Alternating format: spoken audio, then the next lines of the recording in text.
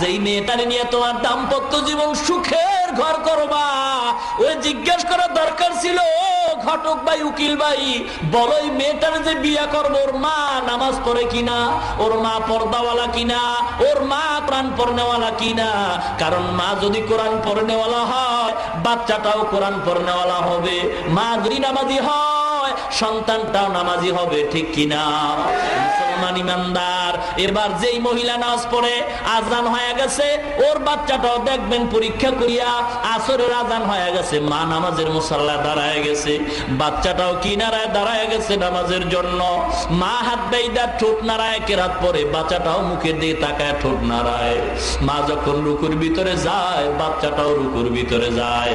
মা যখন সিজদায় যায়, সন্তানটাও সিজদায় যায়, সন্তানটাও ঠোঁট নাড়ায়।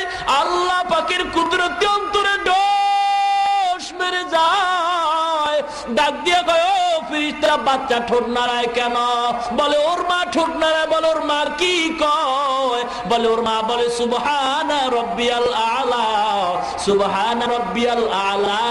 আল্লাহ বলেন ফেরেশতারা লেখো, বাচ্চাটাও বলে সুবহানা রাব্বিয়াল আলা। মায়ের আমল নামায় বাচ্চার সবগুলি পৌঁছায় দাও। আল্লাহ পাক রব্বুল আলামিন বলে, ও দুনিয়ার ইমানদার, মা বাপ যদি নামাজি হয়, সন্তান নামাজি হবে। মাইলে মোমেন সোয়ে মোমেন নিশাওয়াদ, মাইলে কাফের সোয়ে কাফের নিশাওয়াদ। এক জমানা সোবতে বা আউলিয়া, বেহতার আজ সদ সালে তো হাত বেরিয়া। কোরআন নাই, হাদিস নাই, একদল রাস্তাঘাটে বলে নামাজ না পড়লে কি হবে? ইমান তো ঠিক আছে, আসেনি? নামাজ নাই, রোজা নাই, আল্লাহকেও মাঝে মাঝে গালি দিতে দেরি করে না, এমন পাবলিকও আছে। কি বল, আল্লাহর চোখ নাইনি, খালি আমারই দেখে, আর কেউ দেখে না। নামাজ নাই, রোজা নাই বলে জান্নাতে যাব সম্ভব? নামাজ ছাড়া যদি জান্নাত পাওয়া যাইতো, নবী এত কষ্ট করে নামাজ পড়ার কোনো দরকার হতো না। মুসলমান ইমানদার, আল্লাহ পাক রব্বুল আলামিন বলে, ও পয়গম্বর, স্লোগান দিলে মুহাব্বত হয় না, মুহাব্বতের মাপকাঠি দিয়া দেন। আল্লাহকে ভালোবাসার মাপকাঠি পয়গম্বরের মুহাব্বত, নবীকে ভালোবাসার মাপকাঠি কি? ক্বালা রাসূলুল্লাহ সাল্লাল্লাহু আলাইহি ওয়াসাল্লাম, কুল্লু উম্মতি ইয়াদখুলুনাল জান্নাহ ইল্লা মান আবা। কিলা মান আবা ইয়া রাসূলুল্লাহ? ক্বালা মান আতানি দাখালাল জান্নাতা ওয়া মান আসানি ফাকাদ আবা। আল্লাহর নবী বলেন, যারা আমার ইতাআত করে তারা আমাকে অনুসরণ করে। আল্লাহর নবী বলেন, যারা আমাকে ইতাআত করে না তারা আমাকে অস্বীকার করে।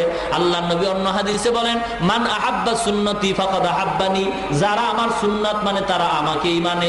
আল্লাহকে ভালোবাসার মাপকাঠি কার মহব্বত? নবীজির। নবীকে ভালোবাসার মাপকাঠি কি? নবীজির সুন্নাত। যার ভেতরে নবীর সুন্নাত আছে, তার ভিতরে নবীর মোহব্বত আছে। যার ভিতরে নবীর মোহব্বত আছে, তার ভিতরে আল্লাহর ভালোবাসা আছে। ও মুসলমান ইমানদার, আজকের খাজার ভক্তের বাংলাদেশে অভাব নাই।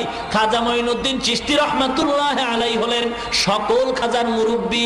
জীবনে এক ওয়াক্ত নামাজ তিনি কাজা করেন নাই।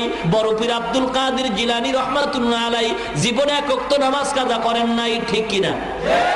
আজকের মুসলমান নামাজ না পড়িয়া যারা খাজার ভক্তের পরিচয় দেয়, তারা খাজার ভক্ত নয়, তারা গাঞ্জার ভক্ত, ঠিক কিনা? জোরে কর।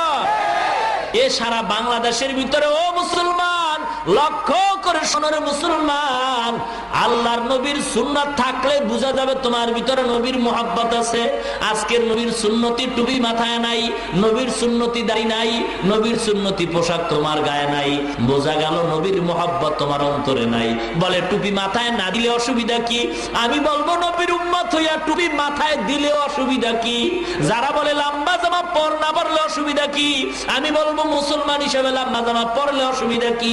যদি বলেন অসুবিধা নাই, আমি অনুরোধ করি, পায়ে হাত দিয়া বলি, যারা টুপি দেখতে পারেন না, যাদের কাছে টুপি খারাপ লাগে, যাদের কাছে লম্বা জামা খারাপ লাগে, আমি অনুরোধ করি, বারবার হাতে পায়ে ধরিয়া বলিয়া যাই, মরণের আগে আপনার ছেলেরে বলবেন, ও ছেলেরে, দুনিয়ার জমিনে আমি টুপিওয়ালা দেখতে পারতাম না, লম্বা জামাওয়ালা দেখতে পারতাম না, ওসিয়াত করে যাই, মরণের পরে কোন টুপিওয়ালা দিয়া আমার জানাজার নামাজ পড়াবি না, ঠিক কিনা?